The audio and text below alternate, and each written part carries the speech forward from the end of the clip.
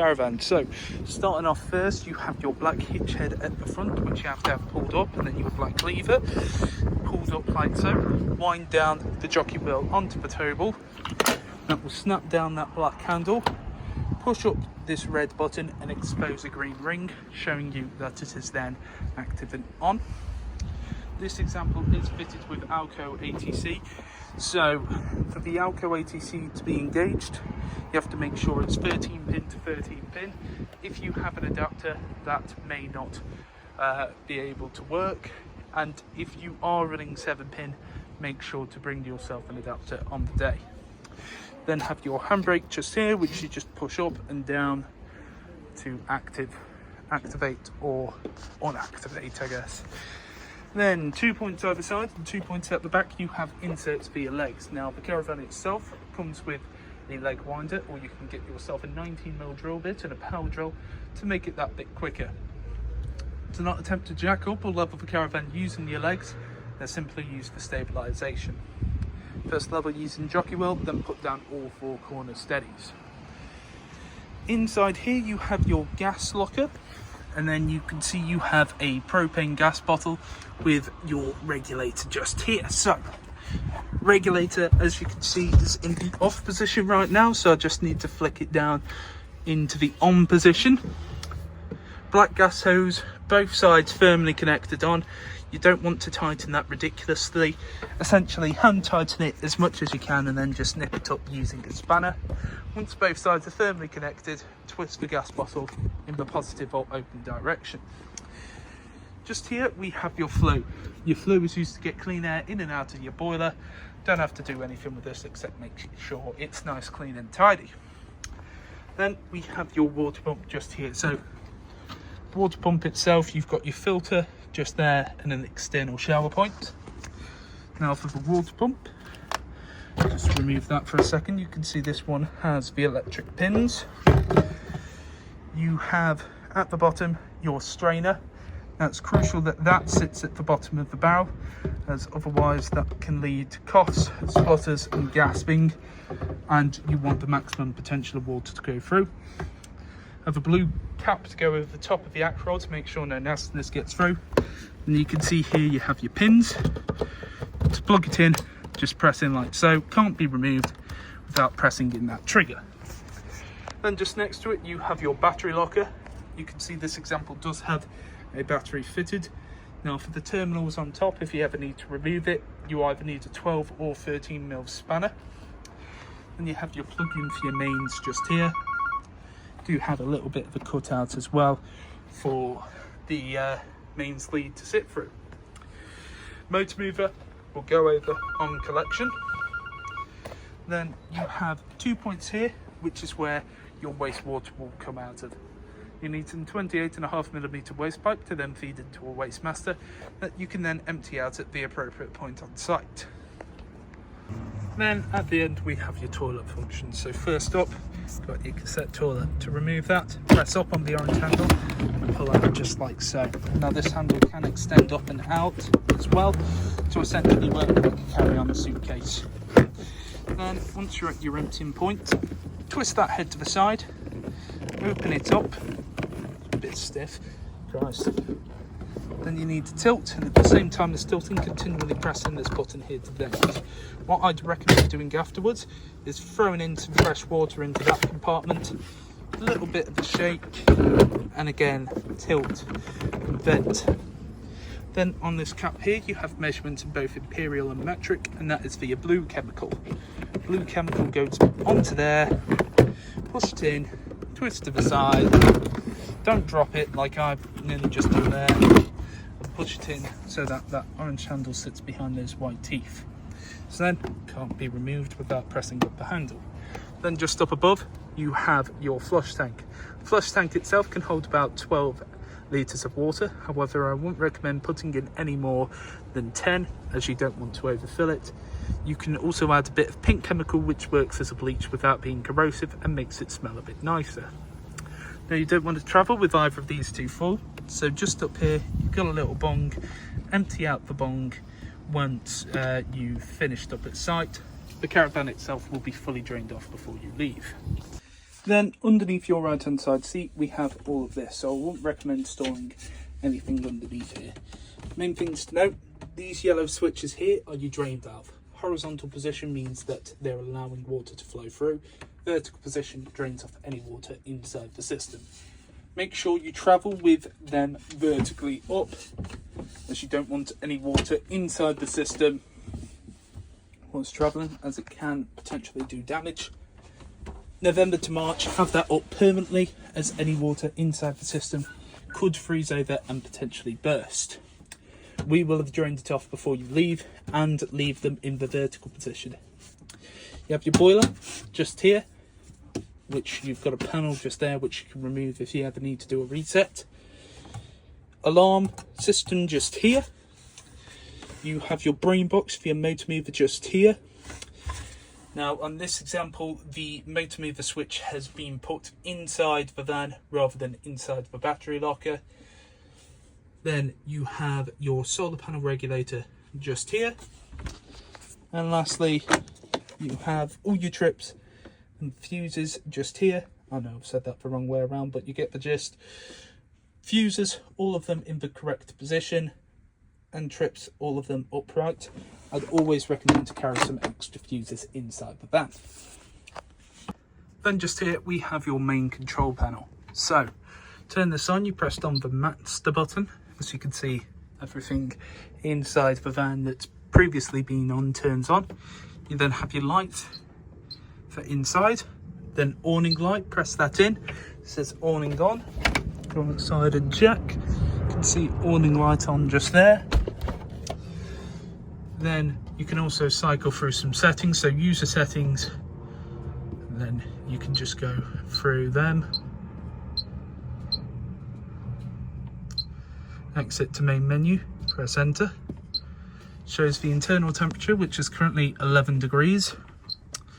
The leisure battery voltage. Now, when you're plugged into mains, that's not going to be the correct reading. That's the reading coming from the mains. When you're not plugged in with mains, that will show the correct leisure battery voltage. And then the time is currently not 3 minutes to 8. You just set it through the additional settings. Then you have your pump button, press that in.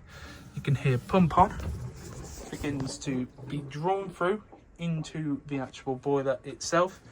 Now, as I've just pressed it to come through, I'd always recommend about 2 to 3 minutes, just let it circulate through and fill up the boiler.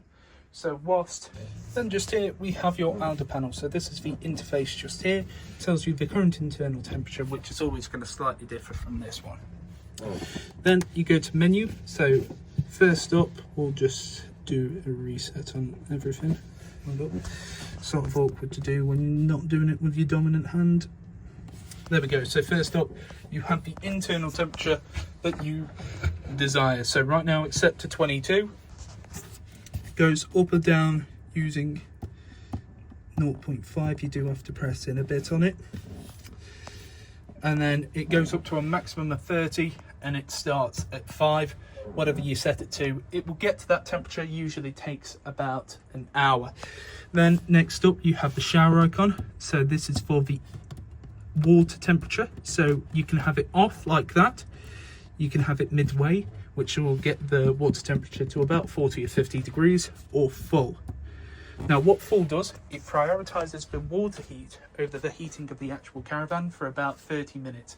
It will get it to a temperature of around about 60 to 70 degrees, and then drop it back down to midway. And then you have your energy sources. So you've either got mains or gas. Whatever you press in is what you can choose. So you can either have 1, 2 or 3 kilowatts of capacity for mains. Do be aware though that some sites do not have 3 kilowatt capacity, especially if it's rather full. Strictly gas, just there, or a mixture of gas of 1, 2 and 3. Then you've got some additional settings by pressing on that cog button.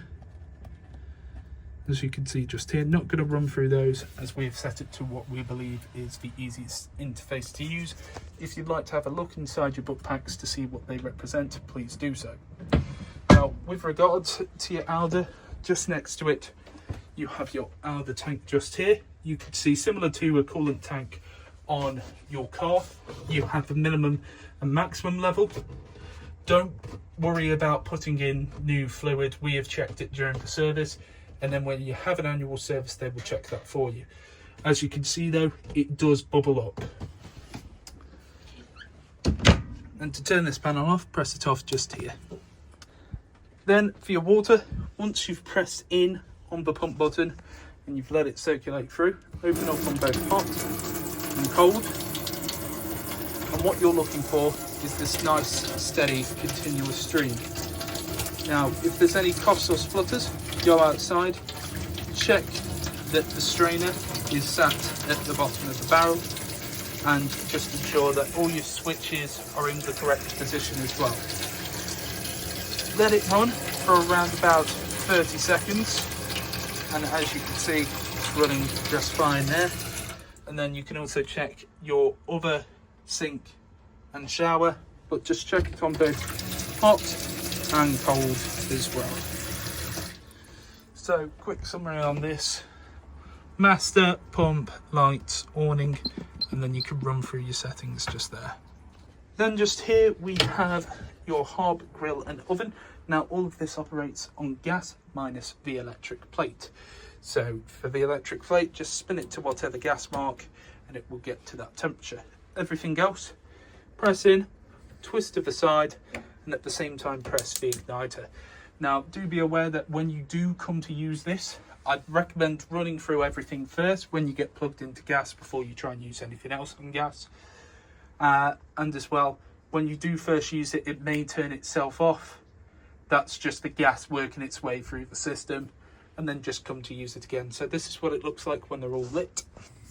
Then as you can see, all your burners nice and lit. Turn it off by putting it back to the central position. Then we have your grill just here, so spin that to the side, push that in. You can see there, both sides nice and lit. And finally, we have your oven.